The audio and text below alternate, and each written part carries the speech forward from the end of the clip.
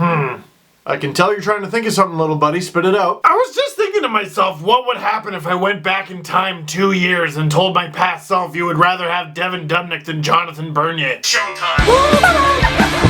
Pity point!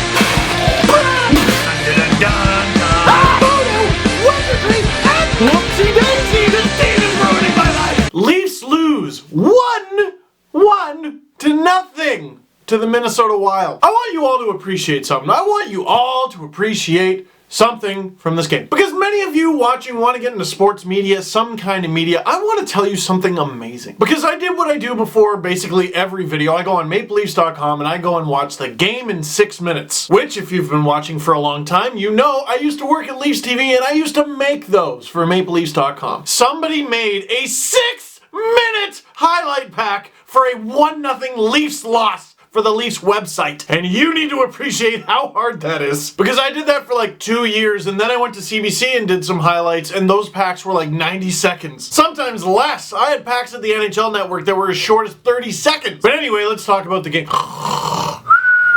That's not fair. That's not fair. It was a goalie duel. Devin Dubnyk harnessing dad strength, which so many of you tweeted at me before the game. Expecting a new baby, that means he's going to be amazing, because I don't know why. You would think he'd be distracted, his mind would be elsewhere, he wouldn't be able to concentrate. Nope, never the case. Almost never the case. It was almost like he was told, you can name the baby if you get a shutout in this game, and he's like, I'll try. But Leaf fans, you need to take a lot of encouragement from this game. This game, to me, was proof that the Leafs handled James Reimer properly. Because I saw Reimer at Leaf practice a week ago, and he could not push off that left leg. He was in pain. And in this game, he was stellar, stopping 27 of 28 shots, and he was pushing off that left leg.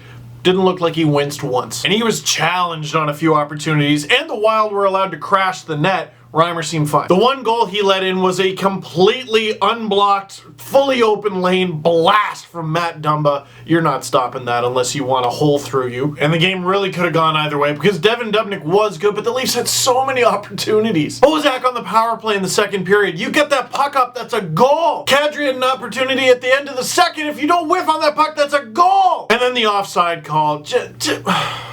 I know it's not a goal, but here's what's happening now. The Leafs cross the blue line. They come into the offensive zone. This happens a few times a game. They come into the offensive zone, and I watch hoping the play gets blown dead. Because I know if they score here, there's a decent chance I'm going to be very disappointed. And Pistol Pete scores the goal, but he was in a battle at the blue line and was like a hair offside. And as a result, over the last 2 games, the Leafs have had more goals called back than they've had goals count. It's not fair. It's just not fair. So that's really it when it comes to this game. So let's move on to other housekeeping. Play Frankie Corrado! Like I said last video, the effort against the Jets, at very least the back half of that game against the Jets, was the Leafs' worst effort of the season. Definitely top 3.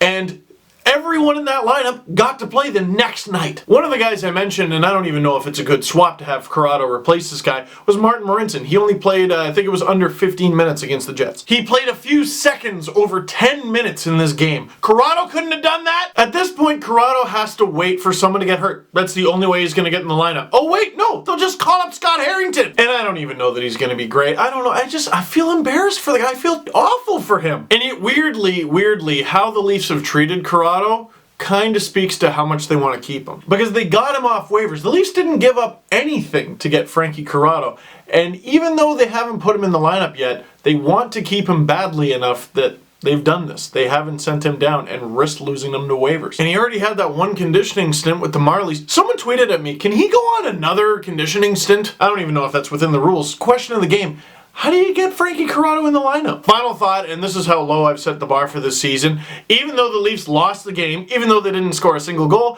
Reimer looked fine. That's good. That's all I wanted. So I guess the next question is, now that we know Reimer is healthy, how many more starts is Garrett Sparks going to get before Jonathan Bernier comes back up? So that's it for this one. Thank you very much for watching. Click like if you like this video. Click subscribe if you really liked it. Tell all your friends. Brand new Panago Pizza Steve Dangle podcast down below. And, this road trip is just kind of keeps going, huh?